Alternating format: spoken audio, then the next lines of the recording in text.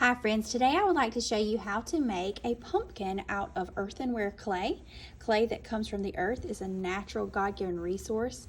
I love how my pumpkin here in the middle turned out, and these turned out really cool too. They all have different shapes, so you never know how this organic type of project is going to come out. You might wind up with a shorter, wider pumpkin or a taller, more slender pumpkin. So I'm just going to move these over to the side and show you how we can create this. So the first thing you're going to do is you're going to get a chunk of clay, a large chunk of clay. Right now it is gray, but it's actually called white earthenware because when it's fired in the kiln at a very high temperature, around 2000 degrees, it turns white. Right now it's gray just because of all the water and the moisture inside. So the first thing I'm going to do is I'm going to pull off a little bit and reserve this little piece here to make my stem later. So I'm going to move this over to the side. I don't need it now. Then I'm going to take this piece here and I'm going to do a little bit of math. So fractions, you know how to divide something in half, I'm sure. So I'm going to take my fingers and I'm going to kind of eyeball, I'm going to kind of look with my eyes and say, okay, that's about half and half. I twist it around a little bit, twist it apart, and now I've got two pretty even pieces. Now I'm going to turn each of these chunks of clay into pinch pots. Before I do that, I need to make two spheres. So I am going to, with my hands, cup this and make it into a ball. So I'm going to kind of roll it a little bit. I use the letter C. See how my fingers and hands are shaped into the letter C? My hands also look really dirty because I have been working with clay all day today. And I've washed my hands several times, but your hands will get messy. It comes right off with water though. So I'm going to go ahead and do both at the same time. I'm going to make two spheres to start off. Just kind of roll it around, play with it. The bigger your spheres, the bigger your pumpkin's going to be. So if you have a lot of clay hanging out on the side over there, just left over and you're not doing anything with it, then that's fine, but your pumpkin will wind up being smaller. All right, so I'm going to turn these two spheres into pinch pots. The way that I do that is I give a thumbs up for clay because clay is super fun to work with. I love building sculptures from clay. I am going to stick my thumb in and now I have a mushroom thumb. All right, so that's a pretty nice deep hole. Now I want to pull this out and I am turning this into a pinch pot. You can see it looks like a little mini pot or a little bowl. So I'm gonna pull this out and you can see it's got a little flat, which is totally fine, but I can also take my fingers and kind of cup my hand and I can get that a little bit more round. I can even close that up a little bit if I want to. All right, so just going to pull it out. I don't want to pinch this where it's super thin. If it's super thin, it is not going to want to stay up, and I'm going to wind up with holes in the walls of my pumpkin because this is going to be the top or the bottom of my pumpkin. Each pinch pot is going to be one of the pieces. Thumb in and pinch, pinch, pinch, pinch, pinch, pinch, pinch, pinch, pinch.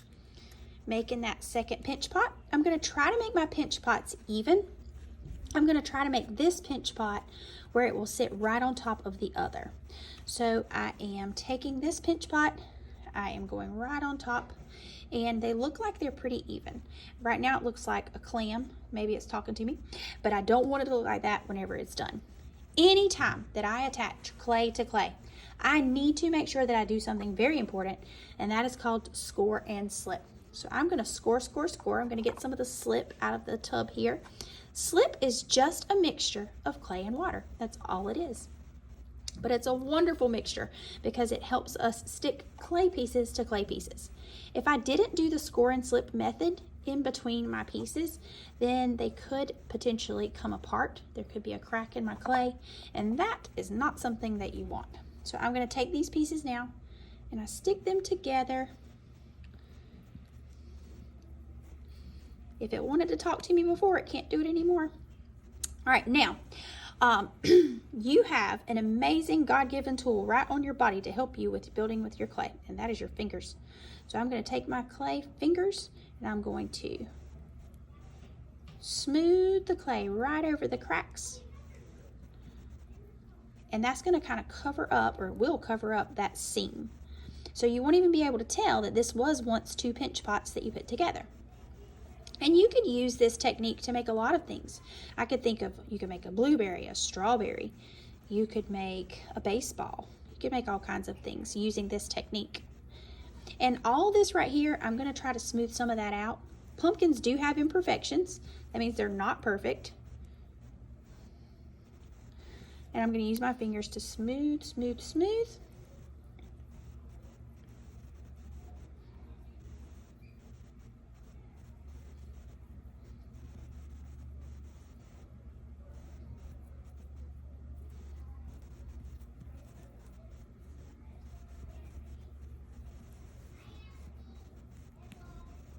All right.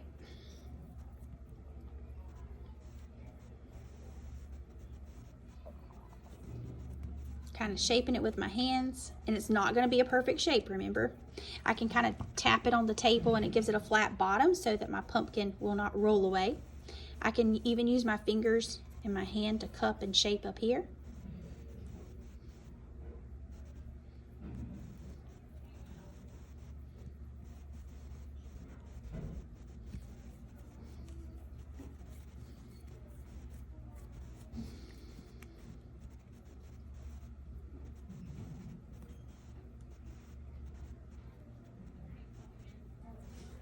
Okay, all right, so now I feel pretty good about this. It looks pretty smooth. I've got my fingers doing a good job with making that look nice and neat. All right, remember that clay that I had left over? I don't really want my stem to be that big, so I'm gonna pull part of this off, and I'm just gonna make it into kind of a ball too, and then I'm gonna squeeze it in my hand like this, and that's gonna make it kind of longer than if I just did a sphere. Then I'm gonna take this, I'm gonna tap, tap, tap, tap, and it's gonna give me a flat bottom. Then I can actually kind of pinch up some of the pieces here. I'm gonna pinch up a little bit as I go around. And the reason I'm doing that is because when I look at a pumpkin stem, I see those little ridges where it has come off the vine and the stem has gotten hard. And now I have got a nice little stem. I can twist it a little bit, okay, because sometimes the stems do grow into a little twist. All right, and anytime, like I said, anytime I attach clay to clay, I'm gonna score and I'm gonna slip. So score, score, score, score, score, score. And then I'm gonna attach this here. All right, now I like to pull the clay from the bottom of the stem down onto the pumpkin. Okay, and then I don't think it looks quite good enough yet, so I'm gonna take my stylus and I'm going to just draw some lines in here, like so. And whenever I get these little tiny crumbles right here, I just like to pick those off or smooth them down. I can pick them off and put them in the slip, because that's what slip is. It's just clay and water. Okay, I can kind of make some little designs in the top. Okay, I also might want to draw the bottom of the stem on there, like where it comes out of the top of the pumpkin. And like I said, smooth those little crumbles out. What happens is when those crumbles dry, they get sharp and hard. All right, now, last thing, I'm gonna take my popsicle stick and I'm gonna rock it back and forth, and that's gonna make the sections in my pumpkin for me. And I just keep turning it in my hand. I can also just kind of draw in where it misses. Just going right around that pumpkin. Right around and round.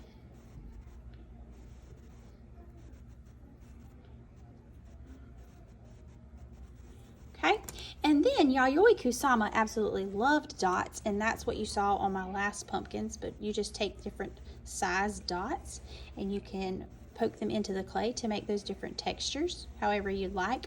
On this one, I did a pattern like Yayoi Kusama does on hers. She has the large dots down the middle and then the smaller dots on each side. So have fun creating your pinch pot pumpkins. I can't wait to see how they turn out.